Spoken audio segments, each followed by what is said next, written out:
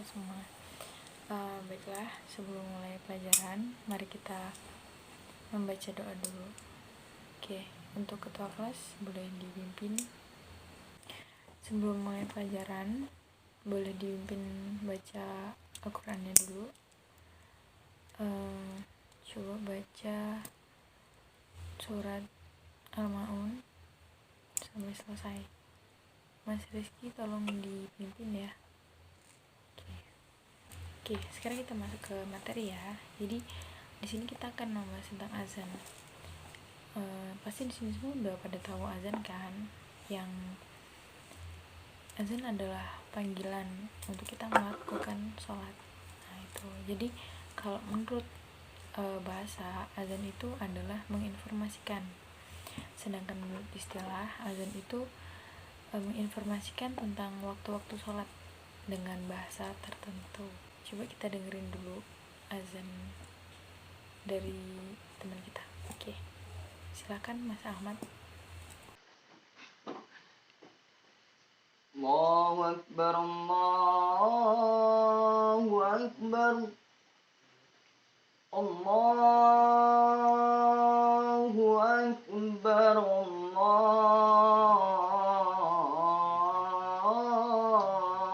Akbar. Asyhadu an la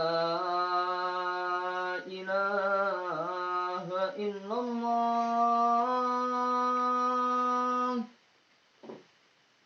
Asyhadu an la ilaha illallah.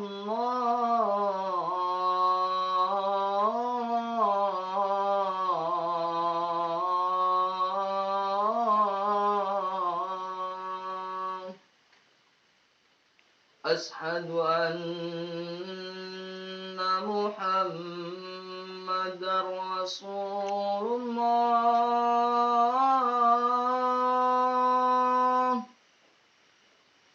Asyhadu anna Muhammadar Rasulullah.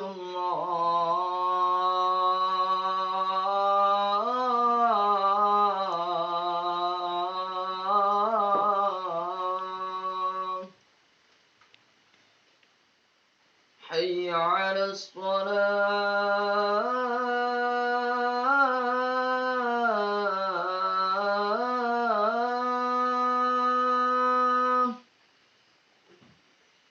Hayya 'alas shalah.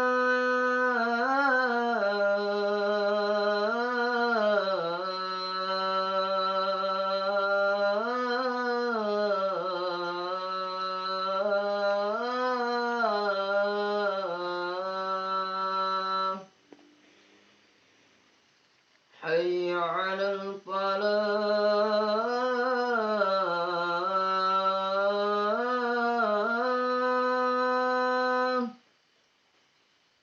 Hayya 'alal falah.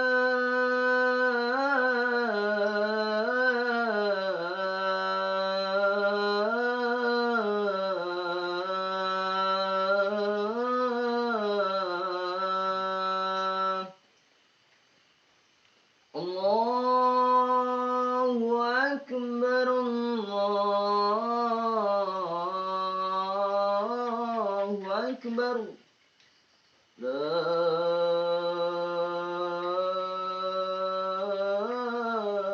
ilaha illallah. La ilaha illallah Muhammadur Rasulullah sallallahu alaihi wasallam. Allahumma rabba hadhihi da'wati tammah wassalatil qa'imah ati sayyidina Muhammadanil wasilata wal fadilah wasyarafa wad darajatal aliyata rafi'ah wa ba'athu maqaman mahmudan alladhi wa'atta innaka la tukhliful mi'ad bi rahmatika ya arhamar rahimin. Oke, terima kasih Mas Ahmad sudah mau menyumbangkan suaranya yang sangat indah. Oke. Jadi kita akan membahas makna dari satu persatu kalimatnya ya. Jadi yang pertama itu ada Allahu Akbar. Allahu Akbar itu diletakkan di awal, karena itu untuk menggugah seluruh umat muslim untuk melaksanakan sholat dengan menunjukkan kebesaran Allah. Baiklah, yang kedua yaitu ada asyhadu alla ilaha illallah, di mana kedudukannya sebagai syahadat dan pengulangan pengambilan syairnya itu sebagai pembuktian sumpah kita yang tidak tergoyahkan. Oke, yang selanjutnya ada kalimat asyhadu anna Muhammadar Rasulullah, di mana maksudnya kalimat itu mengisyaratkan kita agar kita dapat mengenal Nabi Muhammad dan kita dapat mengenangnya, di mana beliau adalah suri tauladan kita yang telah membawa kita dari zaman jahiliyah menuju zaman Islamiyah. Dan kita dapat merasakan kerahmatan dari kerasulan Nabi Muhammad serta kecintaannya terhadap umatnya. Yang selanjutnya itu ada hayya 'alas shalah, di mana kalimat itu mengajak kita untuk berbondong-bondong menuju ke masjid dan melaksanakan sholat berjamaah. Kalimat yang selanjutnya itu ada hayya 'alal falah, di mana dalam artinya mari kita menuju kemenangan.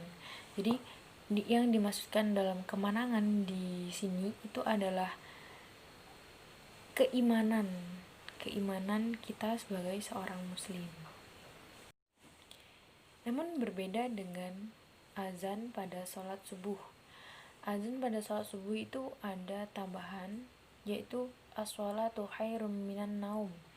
Jadi as-sholatu khairum minan naum itu terletak setelah hayya 'alal falah. Jadi makna dari as-sholatu khairum minan naum itu adalah lebih baik kita sholat daripada kita tidur. Karena kan biasanya kalau subuh tuh masih kayak males-malesan gitu kan, nanti gitu. Padahal sholat di awal waktu itu adalah yang paling diutamakan. Yang terakhir ada Allahu Akbar, itu maknanya masih sama seperti yang di atas. Setelah itu ada penutup la ilaha illallah. Jadi itu untuk menunjukkan bahwa Tuhan kita itu hanyalah satu, yaitu Allah. Oke, yang selanjutnya itu ada syarat-syarat azan. Jadi syarat azan yang pertama itu sudah masuk waktu sholat. Jadi nggak mungkin dong kita azan tapi belum waktunya sholat kan, udah azan duluan, jadi nanti kayak gimana gitu. Jadi kedua itu seseorang yang akan azan itu harus berniat di dalam hatinya, bukan maksudnya niat nawaitu azan gitu, enggak ya, tapi dia tuh bener-bener niat untuk azan, untuk memanggil seluruh umat muslim untuk berbondong-bondong ke masjid. Oke, itu syarat yang selanjutnya adalah azan harus dikumandangkan dengan menggunakan bahasa Arab, dimana menurut ulama itu azan tidak sah apabila dikumandangkan selain dengan menggunakan bahasa Arab. Syarat yang selanjutnya yaitu tidak boleh salah mengucapkan lafadz azan. Jadi kita tidak boleh salah mengucapkan lafadznya sehingga maknanya dapat berubah. Syarat-syarat yang selanjutnya yaitu lafadz azan harus diucapkan sesuai dengan urutannya. Tidak boleh tuh misalnya Allahu Akbar, nah setelah itu langsung hayya 'alas shalah, kan tidak boleh. Harus sesuai dengan urutan yang sudah dijelaskan di awal tadi. Syarat yang selanjutnya yaitu lafadz azan harus diucapkan secara bersambung. Jadi maksudnya bersambung tuh seperti ini. Misalnya Allahu Akbar, itu harus dikasih jeda sebentar. Terus asyhadu an la ilaha illallah, seperti itu. Jadi tidak disambung Allahu Akbar, asyhadu an la ilaha illallah. Nanti jatuhnya seperti iqomah ya.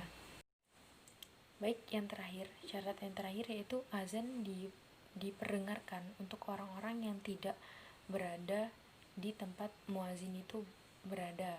Maksudnya seperti ini. itu adalah syarat ini adalah tujuan dimana kita sebagai muazin itu memanggil orang-orang yang berada di luar sana untuk berbondong-bondong menuju ke masjid atau ke musola.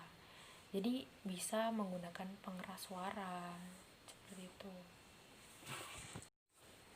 Poin yang selanjutnya yaitu adalah hal yang disunahkan untuk muazin sebelum mengumandangkan azan. Jadi yang pertama, muazin disunahkan untuk berwudu. Setelah berwudu, muazin disunahkan untuk menghadap ke arah kiblat selama mengumandangkan azan. Selama mengumandangkan azan juga, muazin disunahkan untuk berdiri. Yang selanjutnya, muazin disunahkan untuk mengumandangkan azan di tempat yang lebih tinggi. Sunnah yang selanjutnya yaitu muazin hendaknya menyaring suaranya dan mengeluarkan suaranya. Jadi maksudnya itu mengeluarkan suara terbaiknya seperti itu. Yang selanjutnya itu ada muazin menutup kedua telinga seperti ini. Saat mengucapkan hayya 'alas shalah, muazin disunahkan untuk menghadap ke arah kiri sambil menutup kedua telinganya seperti ini. Jadi menghadap ke arah kiri. Hayya 'alas shalah. Nah, seperti itu. Ketika hayya 'alal falah, muazin disunahkan untuk menghadap ke arah kanan. Jadi seperti ini. Hayya 'alal falah. Kurang lebih seperti itu. Poin yang selanjutnya yaitu adalah fungsi azan. Jadi fungsi azan sebenarnya ada banyak ya, cuman di umumnya fungsi azan itu digunakan untuk pemanggilan orang untuk melakukan sholat berjamaah. Nah, kalau sudah paham semua, sekarang saya kasih tugas ya. Untuk yang laki-laki, silahkan kalian membuat video azan. Bisa kan? Pasti bisa semua dong. Untuk yang perempuan, saya beri tugas kalian untuk mencari bacaan-bacaan tajwid yang berada di kalimat azan tersebut. Baik, paham semua? Oke, jadi hanya itu ya yang dapat saya sampaikan. Saya akhiri, wabillahi taufiq wal hidayah. Wassalamualaikum warahmatullahi wabarakatuh.